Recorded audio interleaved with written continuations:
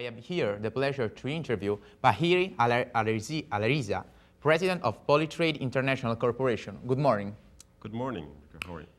Good. So, in the next 2 decades, what are, according to you, the political solution to the world's energy consumption needs? Well, first of all governments should be taking this very, very seriously because we cannot continue the way we are right now without addressing global warming and other energy, important energy resource needs that we have. And it's unfortunate that the governments, I know like in the United States, we have ignored it for so long because fuel prices were so low and the population, but it continues to grow, and now more and more countries are using energy and more pollution.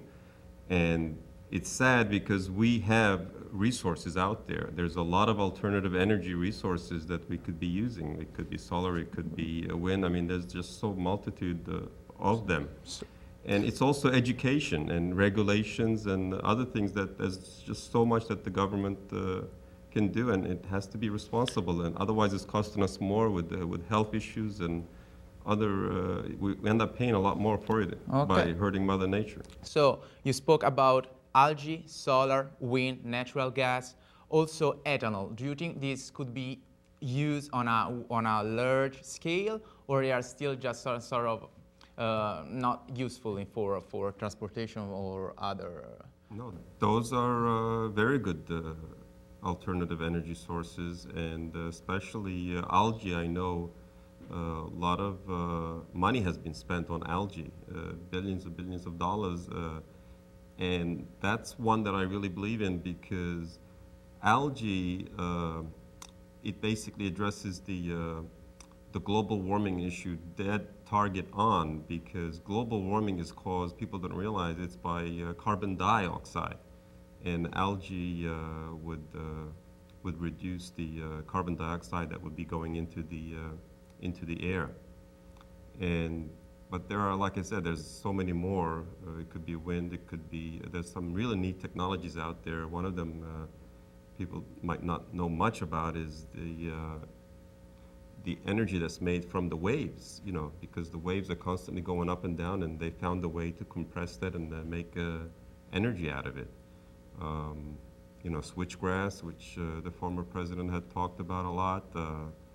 There's geothermal, there's waste that's used to make from incineration, but also like with the animal waste, with chicken poo and cow poo and all kinds of products that are out there. I mean, my area is like with fuel additives. Mm-hmm. We have a very unique product, which is an organic, 100% organic, with no alcohol, no varnish, no paraffins, and it can increase actually fuel efficiency anywhere between 15 to 20%. And it also reduces emissions 38 to 60%. I mean, this is significant numbers.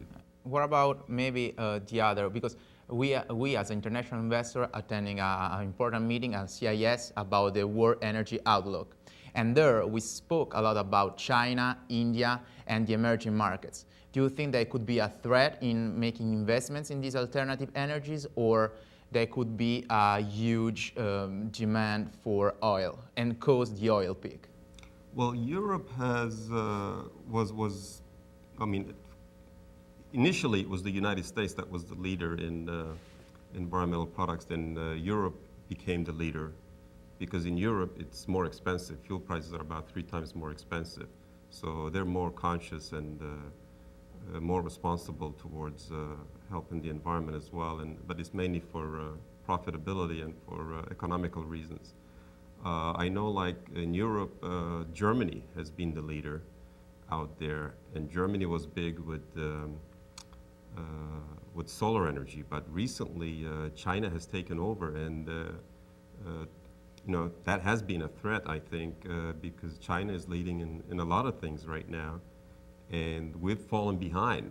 And I think very recently with the Obama administration, they have realized this, and that's why there's a big push right now for green and alternative energies here in the United States. And businesses are encouraged, and government has stimulus packages for green energy products. but there's still not enough done for it. I know me as a small business, we have a technology that works and that could benefit everybody in the world, but we don't have the big bucks to get it tested. Getting like a basic independent lab testing is anywhere about $100,000, and that's what governments and other big companies want to see before they start using your product.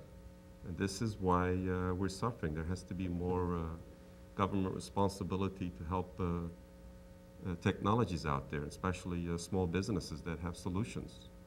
Okay. Thanks for your time. I really appreciate it, and I hope to see you soon. Bye. Thank you very much. Bye.